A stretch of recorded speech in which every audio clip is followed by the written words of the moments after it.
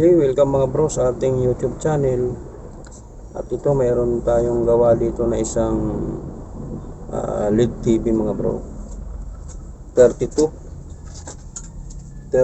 inch yan higher. Yung kanyang model LE32B 8500D. Higher siya mga bro. Yung naging problema nito mga bro, nasunog yung sunog yung kanyang primary. Yan pinag-aalis ko na yung mga nasunog dyan. Lahat ng naalis dyan mga bro, sunog na. Sunog na siya, pati yung kanyang driver IC sunog din. Basta yung lahat na nandyan na nasunog, inalis na natin yan mga bro. So yung gagawin natin, alamin muna natin mga bro kung functional pa ba itong kanyang board, itong main board, kung talagang functional pa ba siya. Tapos yung ating panel, titingnan natin kung okay pa. So susubukan natin tong supplyan muna ng 12 volts, tapos itatry natin kung mag-ooperate yung kanyang main board. Saka natin siya maaari natin itong i-convert sa 4 wires siguro. Pero bago yan mga bro, kailangan malaman muna natin kung normal pa ba yung kanyang mainboard, tapos walang problema yung pinaka-panel niya, para naman hindi tayo mabuyo sa trabaho.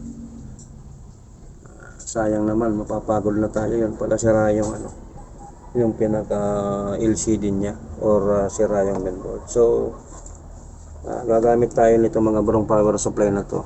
Yan 12 volts, tapos 4.16 amperes. Titingnan natin kung kayang paganahin nito. So okay mga bro, at ikakabit ko lang. Ihinang lang natin dito sa may ito yung kanyang 12 volts dito sa capacitor na to. Tingnan natin.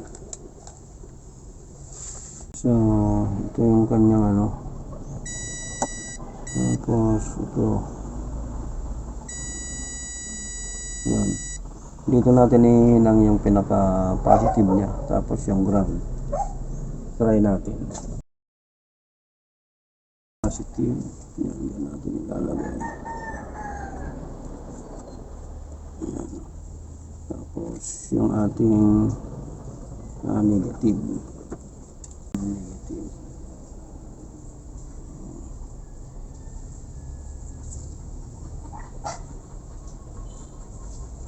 Negative to. Yan. Tingnan natin yan mga bro. Check natin kung tama yung ground natin. Ito yung ground. Tingnan natin kung yung tama. Nagbibigso sa ground. So gagawin natin mga bro, iti-test natin. Test natin yan. Maglalagay lang tayo ng tornilyo dito para hindi siya malikot, para pag test natin mamaya hindi malikot, baka mag-short sa ground. So, tornilyoan lang natin mga bro. Yan. Tingnan natin kung iilaw tong indicator natin. So try natin kung i-plug in bro. Natin dito kung iilaw. Plug in ko na mga bro. Susukat tayo mga ng butal. So natin.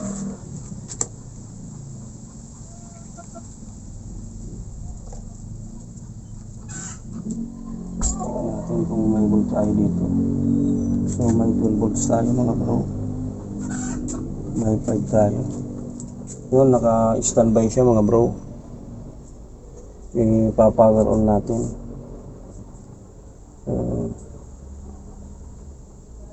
Yun, nag-power on. Check natin mga bro yung pinaka-supply niya ng ating panel dito.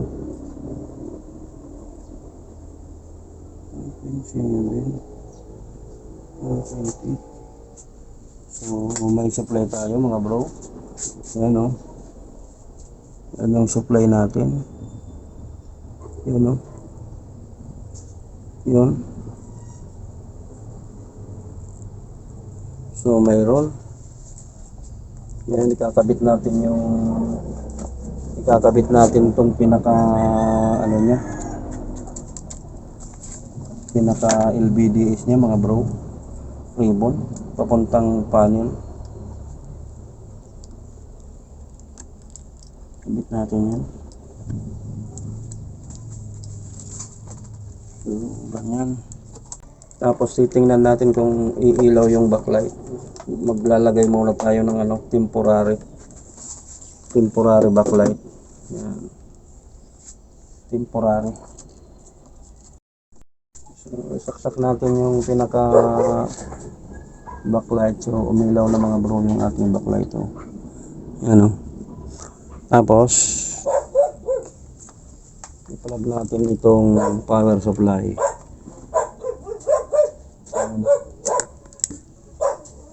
Dapat iilaw to. Yun. Tapos pa-power natin. Yun. Power siya.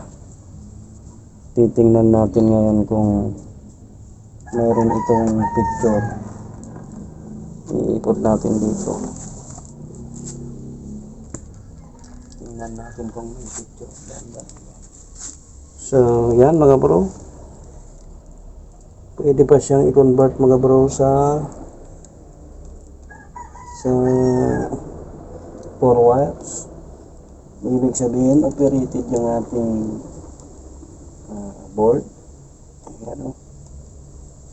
Good pa, pati yung kanyang panel. So, gagawin natin dito mga bro. Magkukulik na lang tayo ng pinaka 4 wires. Ayan. Bro. Ayan, 4 wires. I-convert na lang natin siya. Ayan. 5 to 24 volts. Ayan o. 14 inch to 60.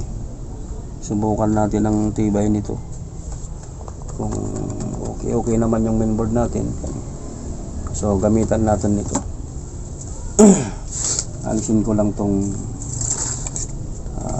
nakahinang na to. Itong power supply na in-inject natin kanina.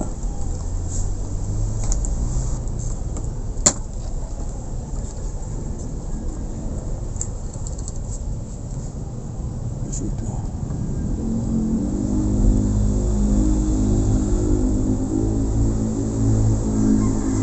Tapos buksan natin itong 4 wires. Yun o.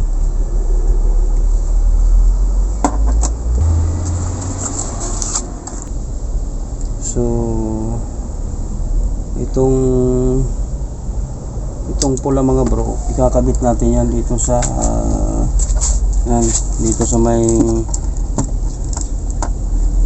may drain.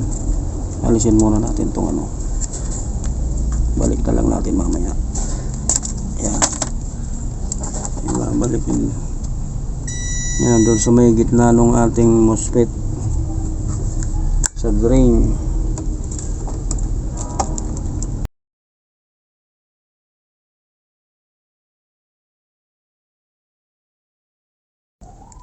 Yan, dito. Pero bago natin ikabit mga bro, testingin muna natin kung okay na ba yung kanyang 300 volts na requirements para dito sa ating 4 wires.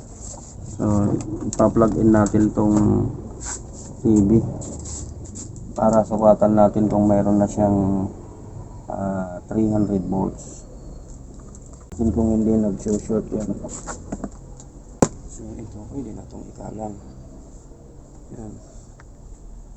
Dito lang naman yan eh. Mahirap na baka mag-short.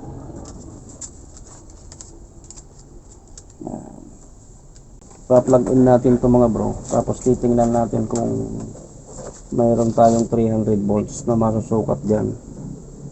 Kasi yun ang pinaka requirements ng 4 wire. So saksak ko lang. Yan. Tapos sukat tayo dito sa may pinaka filter dito. Kung mayroon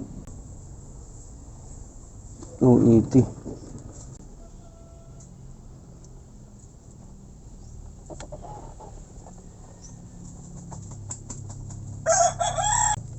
So, ikakabit na natin mga bro. Mayroon na siyang supply. Kakabit na natin yung pinaka 4 wires. Discharge.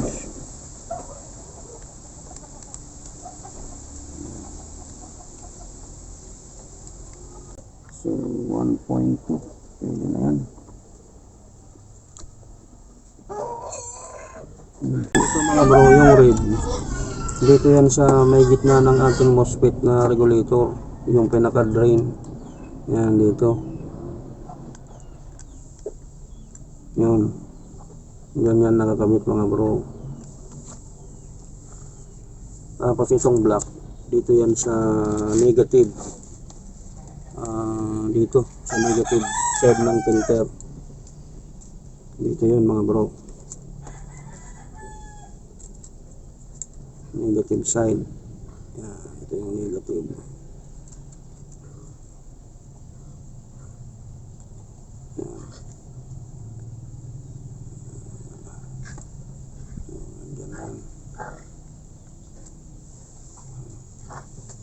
Tapos ito yung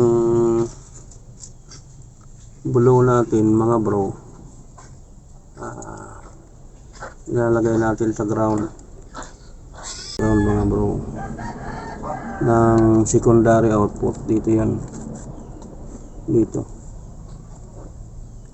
yan, sa ground. Tapos ito namang yellow, dito natin yan. Pwede rin yan dito. Ang hilo natin. Saan? Sa positive. Yan.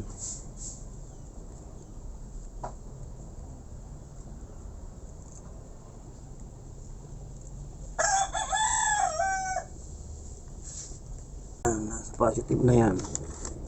Ito yung ating diode eh. Kuha tayo ng headset. Dito na natin ikakabit. Pwede ikabit ito.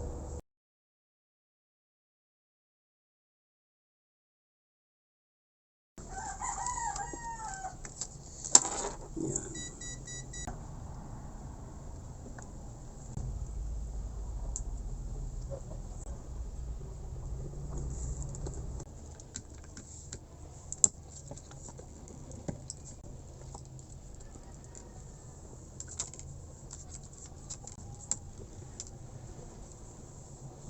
Try natin isaksak mga bro. Natin kung mayroon tayong buwang voltahe.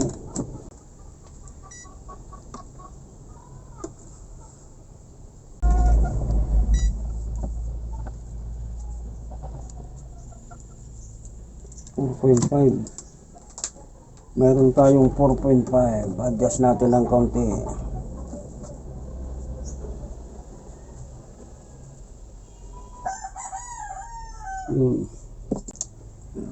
Sukat tayo monitor 5.5.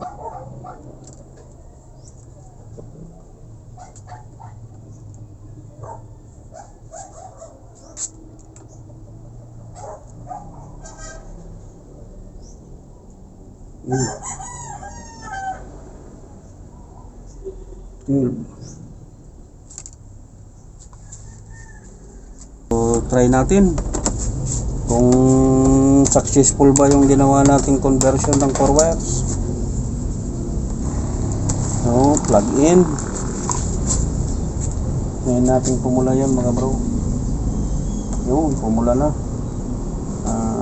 Power natin. Nawala na kasi yung pindutan dito mga bro. Yun. Tapos tingnan natin. So, ayan na mga bro, yung ating finished product. So, okay na. So, okay mga bro, i-assemble ko lang mga bro. Tapos, final testing tayo mamaya. Ayan o. Good na.